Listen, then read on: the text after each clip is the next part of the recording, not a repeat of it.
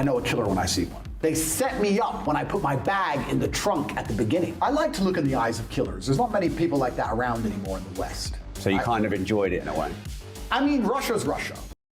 Oh, how can Andrew Tate be this naive for a guy who claims that he's the top G? Scammed in Moscow by a taxi driver? Doesn't sound very top G-ish to me. So, first of all, привет and greetings from Odessa, Mama, here in Ukraine on the shores of the Black Sea, and I will be reacting once again to the shenanigans of Andrew Tate and what happened to him in Moscow when he took a taxi from the airport. So let's get into it. Поехали!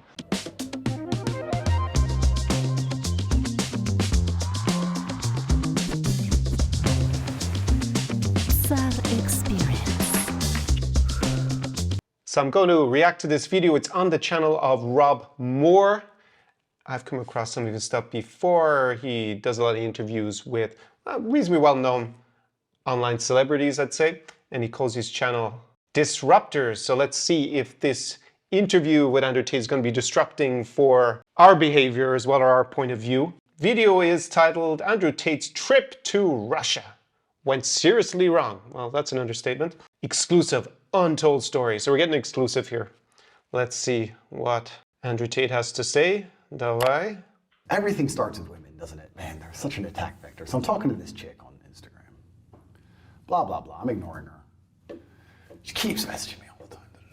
Come Russia, come Russia, come Russia. I'm like, no, I'm not coming to Russia. I've got things to do. Then like 7 other baddies from Russia start messaging me, and everyone wants me to go to Russia. I'm like, why do all these hot girls want me to go to Russia?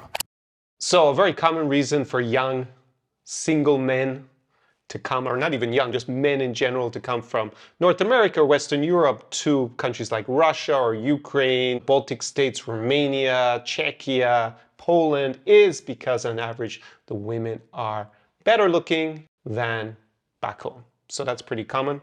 In general, I do not recommend traveling only because girls are messaging you from another country, especially if it's online, like he says on Instagram. Making that amount of effort to meet a girl you don't have a relationship with yet, like you don't have another reason to be in Moscow in his case, it looks a little bit low value. That's just my experience, because I've done that in the past where I've traveled just because some girl I talked to, or even I had met before once, but I didn't have a relationship with, and normally it doesn't work out. So have another reason to go, then you're in a stronger position. That's just my advice on that point.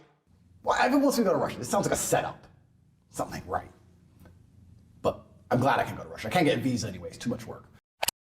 Yeah, getting a visa for Russia is normally a bit of a barrier to just hopping on a plane and going there. Was actually the reason I didn't go in my 20s to Russia, was because I was like, oh, I need a visa for there, but I get all these other options that are visa-free, so I prioritized traveling to other parts of Europe. Then the football game came. There was some football thing. I think it was a FIFA. I guess he's referring to the 2018 FIFA World Cup. And if you bought a ticket, you instantly got a visa to go to Russia. So I was like, this is the easiest the visa's ever going to be. Yeah, this is true. If you have bought a ticket to the 2018 FIFA World Cup, ticket to one of the matches, one of the games, then you did not need a visa for a period that was just before the tournament starting and just afterwards, and it also allowed you visa-free access to Belarus. And then I looked up and I found a game, I think it was like Poland versus Korea or something. It was like €6, this ticket to this game. Well, Poland didn't play Korea in the tournament, so they did play Japan. So maybe he just got mixed up between Japan and Korea, and it didn't cost $6 or something for the ticket. And the information that I got was for non-Russian residents, which is obviously Andrew Tate's case, the cheapest seems to have been about $105. So yeah, around $100. So I know why he came up with 6.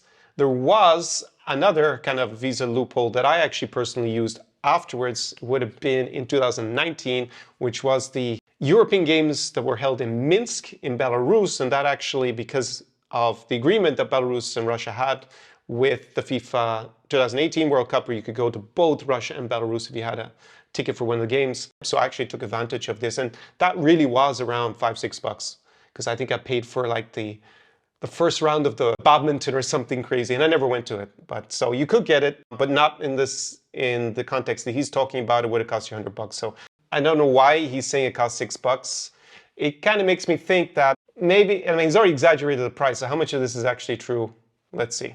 It's like a €6 Russian visa with no work.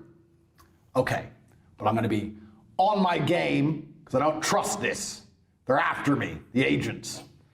So I buy this ticket, I get my visa, I fly to Moscow. I booked the Kopinski in advance, the Kopinski Hotel. Yeah, that's a good hotel. Around the world, 5-star. I land at the airport, I've got my bag, I go to walk out, guy in a yellow vest goes, taxi, taxi. I say, yep, taxi.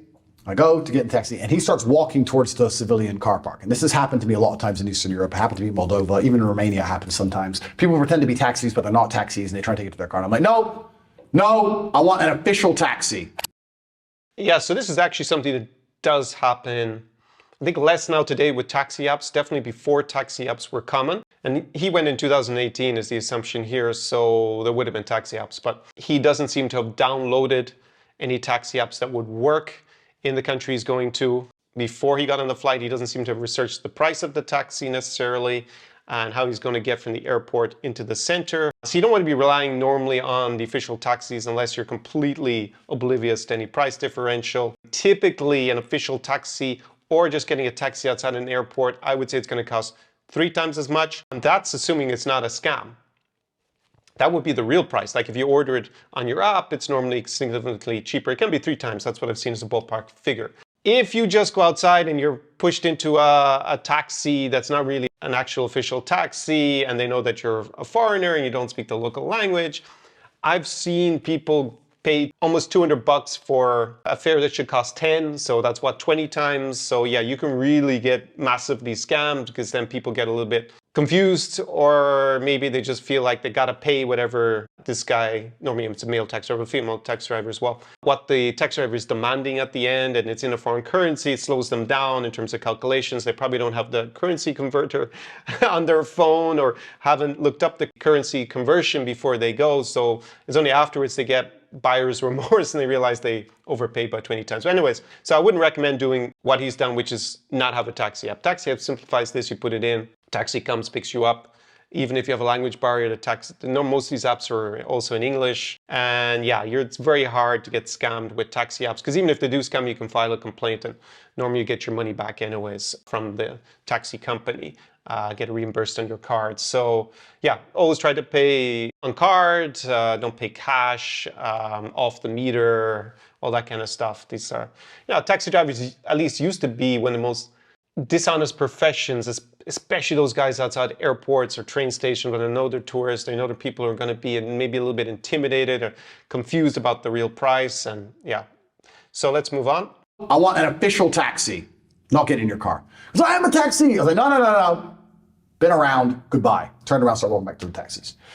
Him and his yellow vest runs up and goes, okay. And he points at this yellow car that said taxi, in the taxi rank, taxi. And he goes, says something to him in Russian, blah, blah, blah, blah. And he goes, okay, here's taxi, sir, taxi. Okay, so that situation has gone for the second best option, which is actually getting into official taxi. And one thing you can do is say, agree the price before you go. So this has happened to me. I remember it's a long time ago when I was traveling before taxi apps. I had looked up the price for the taxi from the center, from the airport to the center of Skopje in North Macedonia. I think it was something, well, we'll say it was $5. And when I got there, there was like the taxi mafia outside, right? There were no taxi apps. I wasn't able to call. I didn't have a working SIM card for that country. I just showed up there. But this is a good few years ago. Nowadays, it's pretty easy. Normally, you can buy these SIM cards in the airport, but maybe you come at night like I did, and you got to get into the center first. So if you haven't pre-arranged your taxi, you could also just get your hotel. Like Kempinski would have sent a driver to the airport for an inflated price, but probably 2 or 3 times the price, but better than risking this kind of situation at the airport. Well, what I did in Skopje, North Macedonia, is I agreed the price with kind of the head guy in the taxi mafia, and I said, I've looked up the price. It's whatever, $5, we'll say. And he said, yes, I got into taxi with this young guy, drove to my hotel, and what happened? Went to the back, take out my suitcase, and he demanded 30 euros from me. And the guy didn't speak much English. He was able to demand roughly the price from me. And I said, no, I said 5. That's what I agreed with your colleague. And I think I didn't have the exact change in English. I think I had a reasonably big note on me. So I told him I have to go in and break the note in the hotel because, I think I had something like a 50, we'll see. which wasn't the best idea anyways, because even if you demanded 5, how was he expecting to have change? So I go into the hotel, and he actually carried my suitcase in, but you know, that's all fine. Get into the hotel, then I changed it, and I gave him the 5, and then he was like, I said, well, I agree with your friend, bye-bye, and what was he gonna do with that situation? I was already inside the hotel. I mean, there's not much he can do, there's cameras, and well, I guess he could have sold me, but he's taking a big risk at that point. So that was how I dealt with these situations. But yeah, you don't want to just get into the taxi and hope that the taxi driver is honest in these situations. Huge news, years in the making. My brand new book that my publishers refuse to publish, Money Matrix. Beat the money system and build generational wealth. Understand the 3 main ways that the banks productize you and make money from you. You'll be able to turn that system against itself, build generational wealth and multiple streams of recurring income. It's all at moneymatrix.cash. And if you're quick, the first few 100 registrants and buyers will receive many special bonuses from me. The brand new Money Maker Summit 3-day special. Then meet me at a champagne reception. Meet me at a multi-millionaire networking dinner. Go now, moneymatrix.cash. This is huge. Okay, so his marketing there, Money Matrix with the red and blue pill, resembles Andrew Tate's marketing about how when he's in trouble with the law, it's all the Matrix. So let's continue. Taxi driver gets out. He's like 6 foot, 130 kilo, Mongolian, like a wrestler. Gets out. Zangief. Yeah, exactly. So he's already set the scene that is this big guy. But I mean, Andrew Tate is a tall, former kickboxer. He's boasting of how masculine and strong and basically violent he is at times. So who cares if the guy's a big Mongolian-looking guy? I guess he means Asian, probably Central Asian. I mean, I guess it's possible he's actually from Mongolia. But most of the immigrants who would work as a taxi driver, or maybe they're even born in Russia, just of a Central Asian descent, they're from Central Asia, more likely the countries that were in the Soviet Union that are now independent, like Kazakhstan, for example. And because this is how my mind works, I look at him up and down and go, could I take him? It'd be messy. I'll be all right, but it'd be messy. So he gets out, he opens the trunk, ushers me to put my bag in the trunk, put my bag in the trunk, close the trunk, get in the back of the car. The car starts driving. And if you have to weigh up whether you will win a physical confrontation with your taxi driver, should you be getting into the taxi? And he has his phone as the meter, which is the first suspicious thing. And his phone is up there, and this number, Russian rubles, is going through the fucking roof. So actually having the taximeter on a phone is not that unusual, but it going very quickly, that's a sign that it's probably not an honest taximeter. And I had experiences actually in Romania back in the day. I mean, Andrew Tate is obviously got a lot of legal problems, and he was living there for quite a number of years. But I remember that this was very common. You get in a taxi on the side of the street, suddenly you see this taximeter. My response was say, okay, stop. How much is it at this stage? Just pay, get out. You know, make the damage as little as possible. I mean, you could get out and say, I'm not going to pay this, obviously a scam, but you know, if you catch it quickly and it's going to be €1 or 2, just get out and get in your taxi. That's what I did in the past. Of course, they would try not to stop, pretend you didn't understand. And you say, hey, I'm not going to pay you if you don't get out now. Once I just didn't pay the guy because he wouldn't stop. And he drove me back, actually, to where I was. That's it. He drove me back. He was just outside the train station in Romania where this happened. And actually, the taxi driver drove me back and he got shouted at me. But I got my suitcase out and obviously I didn't pay him. And I just got a local who was standing outside the train station to call me a taxi. I'm like, how much is the Russian ruble? I don't even know. So I get my phone out and I turn on the data and I get my text message. Hi, data's 25 pounds a megabyte. Oh, he sounds like a complete newbie going traveling, that he hasn't looked up the data, roaming charges. Ugh. These are all things you need to look up. Who wants to be spending 50 times more than you need to? You could have presumably just bought a local SIM card in the airport in Moscow, as you can do in most airports, as long as you're coming during working hours, not super late. Like if you arrive at 3 a.m., maybe you can't get a SIM card. I had that experience in Almaty at the airport because I arrived at, I think about 3:30 and then go through immigration. It was like 5 in the morning. They hadn't opened the shop to sell me a SIM card, but I actually got a really good coffee in Almaty. It was open also, apparently it must be open all night. The barista, I just asked him if I could use his hotspot and yeah, he obliged me, and then I used his hotspot. I ordered a taxi on my taxi app, and that solved the problem without having the local SIM card. Got into wherever I needed to go. Andrew Tate would stay in a 5-star hotel. That is his preferred choice. And I worked out that I've been in this car for 4 minutes and I owe $600 in taxi. So there's no way that's the taxi fare. Yeah, this can happen. But $600 within 5 minutes, that's gonna be, I mean, does he even think that Andrew Tate at this rate is gonna pay him 5, 10K by the end for a taxi ride? Does he even have the money? So we're driving down the highway at speed, and I'm like, brother, this is fake. This is a scam, bro. And this is the weirdest experience of my life. He totally ignored me. But what can you do? He's driving the car.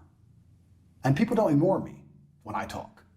So this big man's driving the car, and I've tapped him on the shoulder saying, you're trying to rob me. I was like, bro, you're trying to rob me, stop the car. And he's just like, just totally ignoring me, driving the car. So I'm like, what? I don't want to hit him, but I guess I kind of had to. So I shoved him so the car moved a bit and said, stop the fucking car, I'm not paying this. I don't have the money, I don't have the money. Bro, I've been around long enough. I know a killer when I see one. And he turned around and looked me dead in the eye. This man's killed someone, I swear to God. Because I have that look, so I know when I see it. Andrew Tate is trying to boast that he's killed someone. Not a great look for his trial in Romania. He's not on murder charges, at least not yet, but here he seems to be indicating that he's the type of guy that he has actually killed someone. So I don't know what the circumstances are there. Maybe someone else knows. Write me below in the comments. He looks me dead in the eye, looks back, gets the phone, dials a number, hands me the phone. Because I guess he doesn't speak English. I hit the phone and say, hello?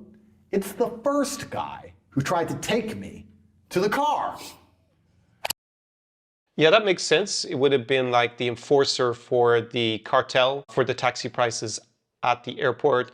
In some countries, you're going to have a line of taxis outside, and then to make sure that no one breaks the cartel price, for example, there would be a guy to enforce that and say, hey, this is the price you got to pay.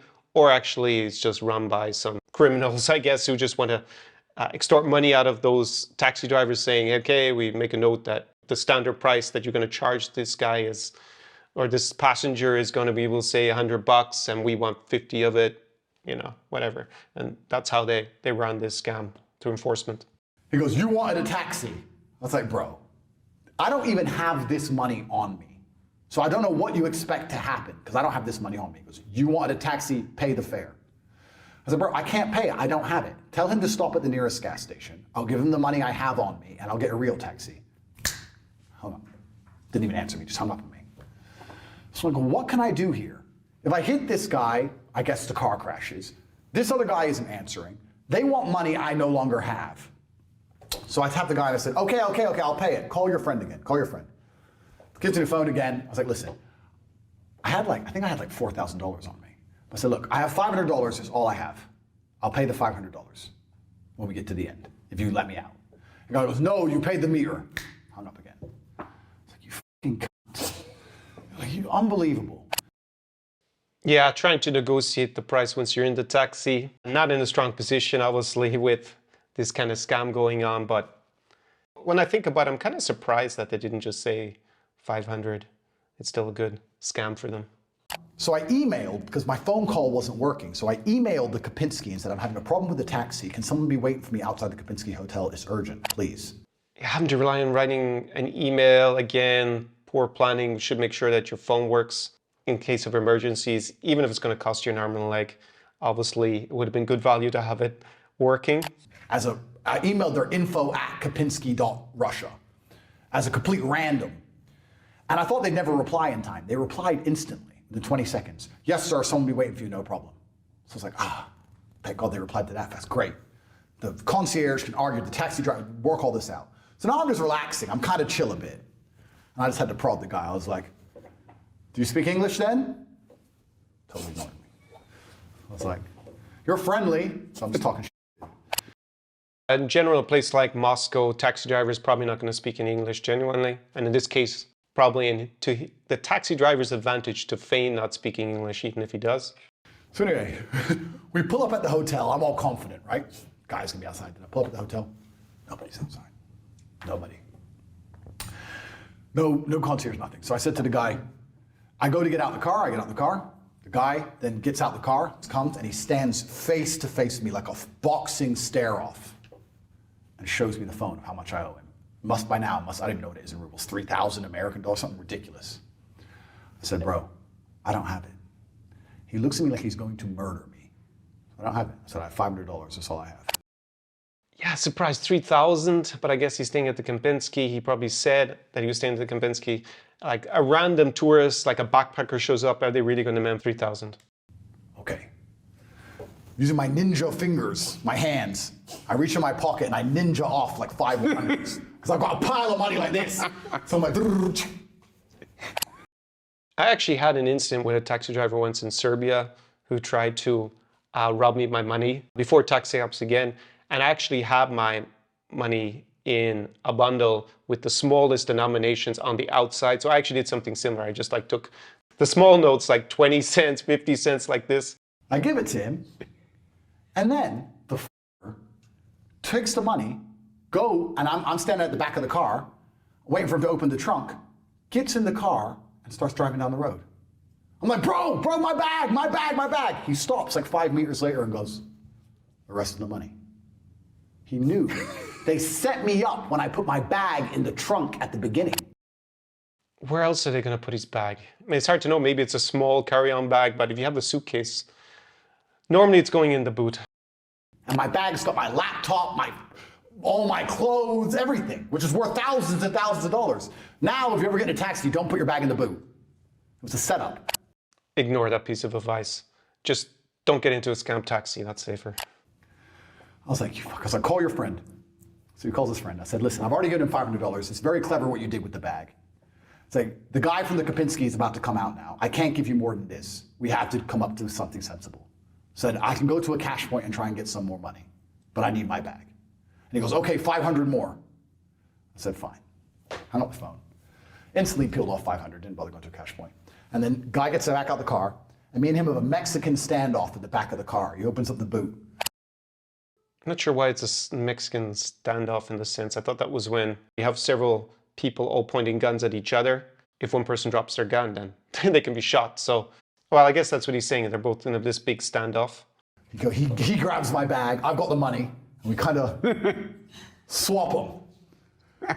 Just after we've done that, after I paid this fucker $1,000, the guy from the Kempinski walks out. Oh, Mr. Tate, do you need help? I'm like, yeah, help. Yeah, carry my bag. You're useless. It's been 10 minutes. Where have you been? Oh, sorry, Mr. Tate.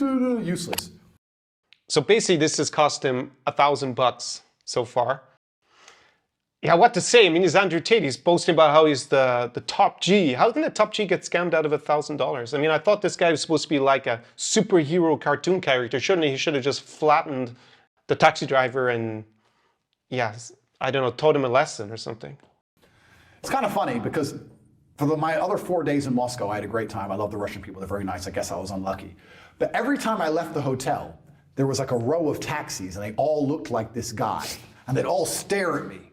And I thought, I'm so glad I paid him, because I guarantee if I got in a fight with that guy, I'd be dead by now. They're just waiting outside the Kempinski, these dudes. I think he's fantasizing a little bit. If he had taken out the taxi driver, presumably the rest of them would have been terrified to have him as a customer and try and scam him. The lesson is never put your bag in the back of a taxi.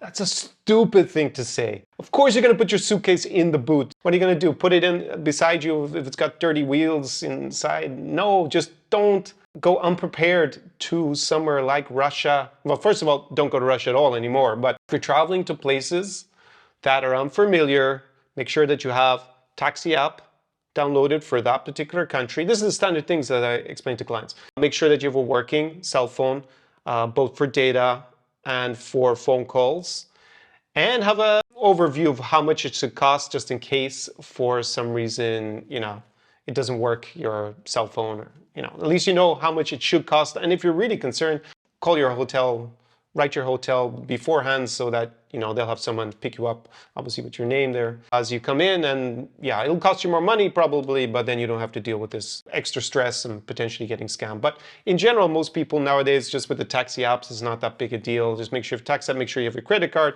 obviously already have that on your phone in the app in case that you don't have any internet access. I mean, normally as well in the airports, there's usually free Wi-Fi, at least for a certain amount of time.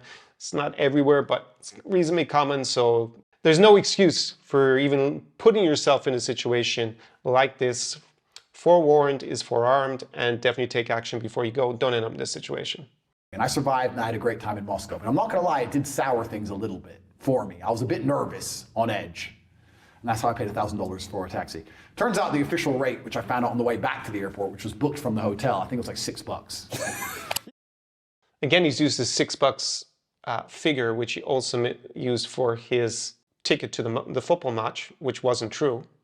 So that seems even even nowadays. I don't think I've ever paid $6 for a taxi in a big city to the airport. Obviously, a fraction of the $1,000 he paid for his taxi. Let's just say it was $10, maybe $10 to $20 would be what I would be expecting to pay. And that was even with the airport apparently booking it for him. So presumably it wouldn't have been that much more expensive to have someone wait there and pick him up on arrival.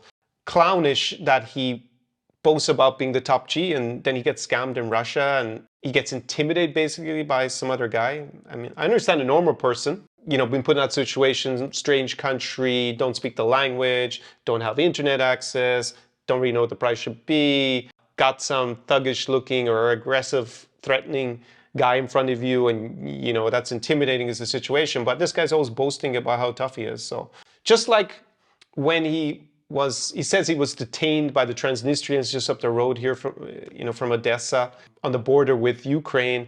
And again, he choked and he gave them, I think he said he gave them $7,000, these border guards, when he could have just given them nothing, to be frank, and gone on his merry way. But yeah, he seems to have a policy just paying people lots of money if he gets into any sort of dodgy situation. I guess he would try and argue maybe that he has so much money that it doesn't matter and it's simpler for him. But yeah, there's no need to end up paying $1,000. This is obvious. But to lose my bag and my luggage was worth so much more. Well, and surely the $1,000, the lesson was worth more than the $1,000. Yeah, I mean, I like to look in the eyes of killers. There's not many people like that around anymore in the West. So you kind of enjoyed it in a way. He's already said that it put a downer on his weekend. So no, he didn't enjoy it. In the West, you don't see that look very often. But it was a stark reminder of the realities of this world, because the realities of the world always boil down to violence. Mm. And I understand that very well. And sometimes you get a little bit comfortable. There are people who walk around through Earth. They're walking around. I can look outside right now. There's people walking around and they don't understand that every single thing they rely on and everything they love is backed by violence. It always has been. It always will be. The whole underpinning of a civilized society is violence. The only reason we don't need violence is because there is a threat of violence. And you can nail it down to any law and regulation. Well, it's not necessarily violence, but there are consequences that are enforced by society and by the government on a legal basis. I mean, at least in a civilized society, I mean, rule-based society. Hard to know if Russia's really exactly in that category. But anyways, he was there in 2018. So it's backed up by some implicit threat, that's true, of sanctions. So it doesn't have to be violence, but they might fine you. And I guess if you don't pay the fine, then they take away your liberty at some point. But, you know, is that violence? Not exactly. As simple as a parking ticket. If you don't pay your parking ticket, they will give you a fine. And if you don't pay the fine, they will take you to court. If you don't go to court, they will take your house. And if you don't give them your house, police will come, kick the shit out of you, throw you in jail. Well, that's the thing. They don't need to kick the shit out of you. They can just take away your liberty. So he's exaggerating a little bit. It ends in violence in all things. And it was a good reminder to understand that making a mistake, putting my bag in the back of a car, in the boot, as opposed to keeping it on me. Why he's going on about putting his bag in the back? Yeah, sure, the guy tried to drive off with it, but that's not the problem. The fundamental problem is that you were unprepared and then you more or less choked in front of the big guy. Brought me this close to a physical confrontation with probably a Mongolian wrestling champion. Again, fantasy. Cool. But he's claiming all the time to be a former world champion kickboxer. Surely this guy should have been intimidated by Andrew Tate. In the middle of a street in Moscow, by myself.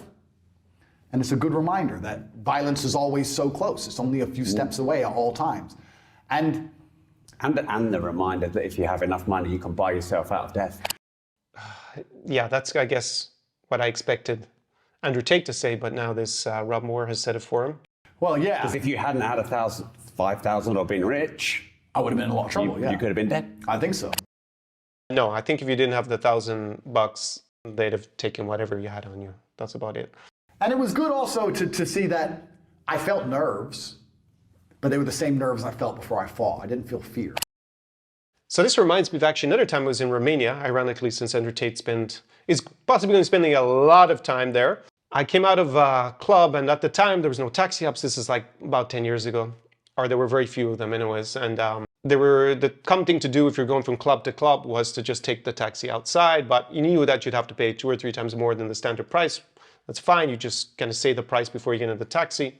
And once I did have a taxi driver, I set the price, and then he started driving me, and he was trying to figure out where I was from. He just said, oh, you're from France, or I don't know, Germany or somewhere. I said, no, no, no. I actually said I was Russian because my perception was that Romanians in general were a bit more intimidated people further from the east than from people from the west. And then he said, oh, I don't believe you. So then I just spoke in Russian because I can speak Russian. And then he looked a little bit shocked. And then I realized we were not going in the right direction. So I said, where are we going? I can speak some Romanian. Now my Romanian is a lot better, but we're talking about 10 years ago. My Romanian wasn't great. And I guess he could hear my English-speaking accent in my Romanian. And he said, oh, you didn't want to go to this place? I said, no, we're going to this other place. Why are you taking me the wrong direction? So very dodgy. And then we drove there, and when we were outside, of course, he tried to demand 2 or 3 times more money than we had agreed. And I was just purely like, no, here's the money, we agreed. Okay, bye-bye. And he was a bit aggressive, but what was he going to do? There was all the other taxi drivers around. We're not in an isolated place. So I think if he just hadn't paid the 1,000 and said, hey, I only have 50, yeah, that probably would have been it. I mean, I don't think they're going to try and sell his suitcase personally. But anyways, he should have only given the money when he went around and got his suitcase out of the boot, I think, or the trunk, as you say in American English. I think that's probably the lesson. If you are in this situation, make sure that you get your suitcase before you hand over any cash. That would be maybe the lesson from it. Ignore him, this clownish idea of never put your suitcase in the boot. That's too extreme. Which was a good reminder as well to know that I'm still not afraid.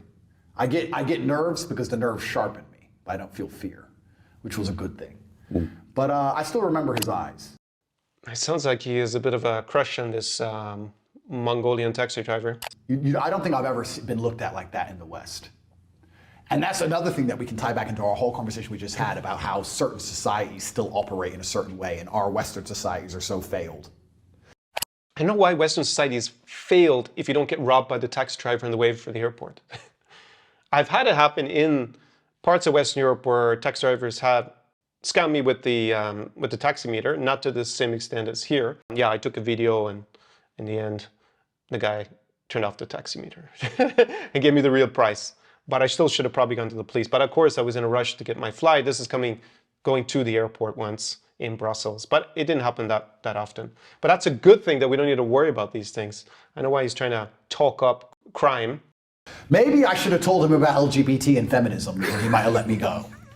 Maybe I should have said, this is bad, this is misogynist. Maybe I should just talk some garbage, and he would have let me off. Or is the brutal reality of the world men who are prepared to die for an idea? And his idea was I owed him $6,000, and he was ready to kick the shit out of me for it. And that's the bottom line of all ideas. Now, there is a little bit of truth that if you're in a situation with a scammer like that and they've demanded a price, they may be very stubborn about it and get in their head, well, I've demanded 5K, so I'm not going to back down. But, you know, at the end of the day, if you can't get 5K out of you because you have 500, then they're probably going to settle for it, especially if they're in a situation where they're in front of the Kempinski Hotel. Maybe there's some crazy taxi driver who would then beat the crap out of someone, but it's probably going to be a bad strategy from their point of view, because then they bring a lot of attention on themselves. It's going to be a huge scandal, maybe for the city, maybe even the police have to come and arrest them because to show that they're doing something about it, because obviously it would scare off business and tourism for the city. So in most cases, no, they're going to probably give in and be happy with scamming you.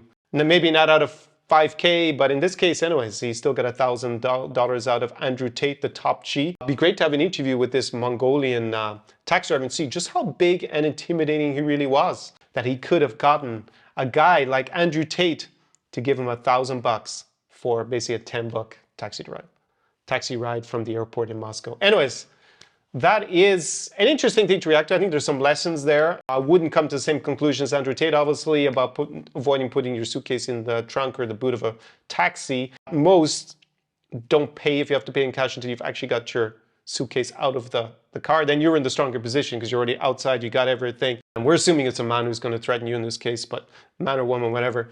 Taxi driver, then if you handed him, it already inflated $500 was his first offer for the, he's already getting 50 times the price. Probably a lot hard for him to extort the next 500 out of you. So just a quick legal update for August 2024, late August 2024. The Tates have been charged with, amongst other things, human trafficking and rape, and they are being investigated back in the United Kingdom for tax evasion. There are several other investigations ongoing in multiple jurisdictions, and as of last night, they are now being investigated. I just read the website of Diakot for the latest press release. Diakot is saying that they are investigating the Tates for repeated sexual acts with a 15-year-old minor starting in December 2020. So these are even more serious allegations. Of course, we'll have to wait to see the outcome of their trial, whenever that is going to actually take place. But it's looking like this guy was hiding in plain sight, very much like Jimmy Savile was. If you know who that was, he'd been working for British television for many, many years, and then after he died, it turned out that he had been committing heinous crimes against children in particular for many, many years, and a lot of people knew about it. And I wonder, with all this kind of alt commentariat that seems very buddy-buddy and willing to hang out with him and promote him all the time without really questioning what kind of person, what kind of role model Andrew Tate is in particular. I actually recently had a client who told me that he had fallen for the false idol, that was his words, of Andrew Tate, and then realized that he's not a particularly good role model to be following.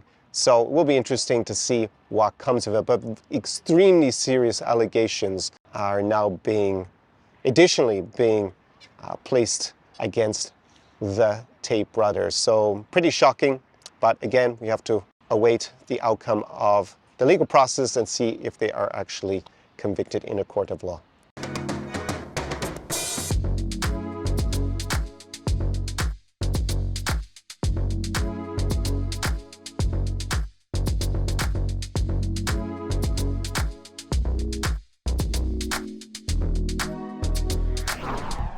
SAR Experience.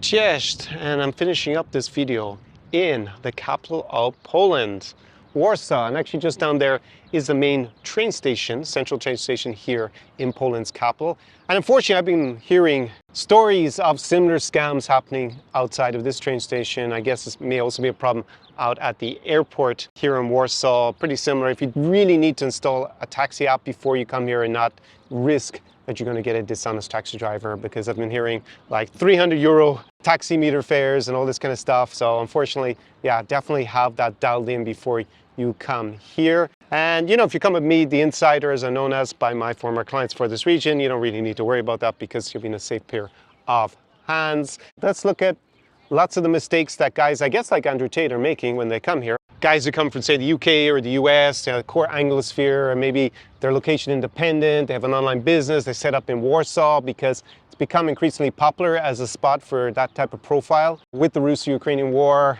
most guys are nervous, understandably nervous about going further east than here.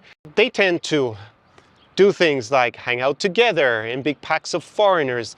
Many of them do the day game malarkey, which has basically been a public nuisance, pestering girls, especially here between the train station and his metro stop, because you'll see a lot of them in the summer. They have an IG that's, probably standing beside a Bugatti, trying to look cool, right? Which doesn't attract the best quality of women. Just impresses young, inexperienced, naive guys more than anything else. They tend to get attracted to that. So with the insider me, you can come here as a premium introduction to this city, amongst the others that I bring my clients to. And you don't need to worry about being kind of in that tourist category or digital nomad category. It's seen as low value here, both by the higher level local guys and by, of course, the beautiful women of the city.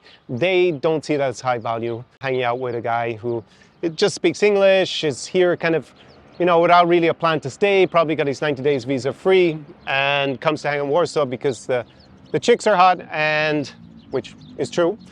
And it's cheaper than other parts of Europe to hang out in. I'm not really going to cut it in 2024. Maybe it might have worked in 1994 pretty well for you, but you will need things like a local social circle. That is what I have here as in the other cities.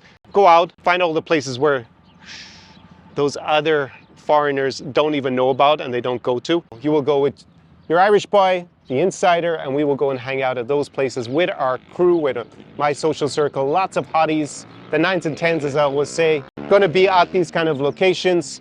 And actually, I'm starting to launch an alumni private party section to my experience, but that is only for the guys who've already lived the in-person experience with me in, say, a city like Warsaw, Poland.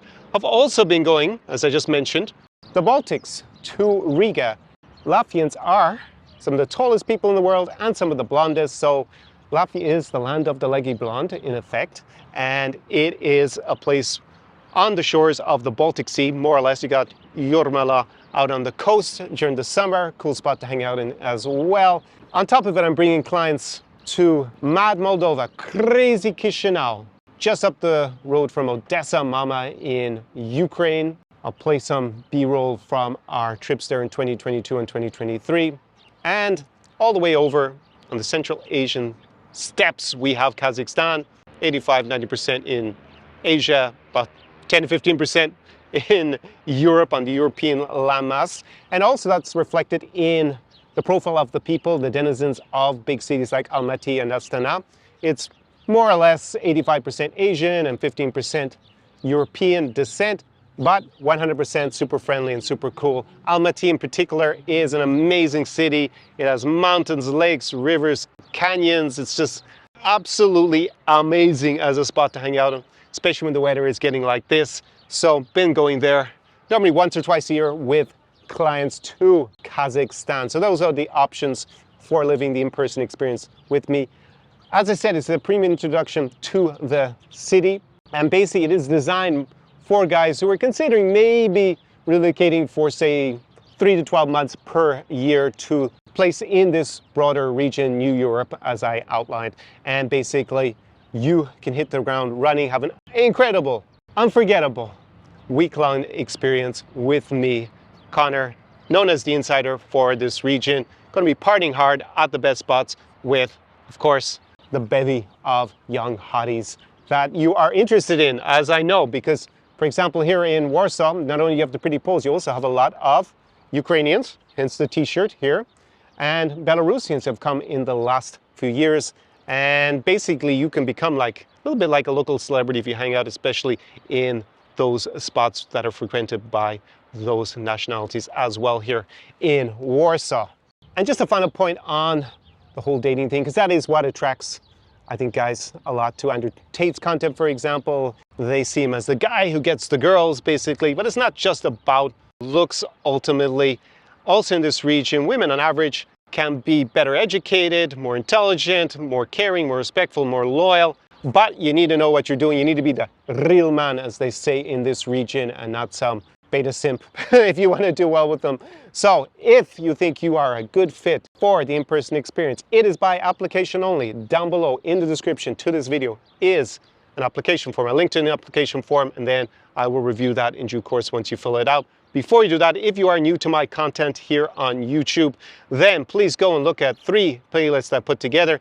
First one briefly is like an overview of the cities that I go to with my clients. The second one is like a series of tutorials for dating the uber beautiful of this region. And thirdly, you have my Vodcast series, and that has over 50 hours of content where I dive deep into the mindset in this region. So if you are new here on the channel, go and check out those playlists first. And then down below in the description, you have a link. It could be you with me, the local hotshots, and a bevy of beautiful women partying hard, getting yourself set up for a new 5X lifestyle in a city soon in New Europe. And to close it out, in the words of a Canuck ice hockey legend with origins from Belarus, Ukraine, and Poland, that is Wayne Gretzky. And he once quipped, you miss 100% of the shots you don't take. So down below is an application form. And even if you're not a good fit for the in-person experience, we may find other ways that I can help you live your dream lifestyle here in New Europe. So, do swidzenia, papa, see you in the next video.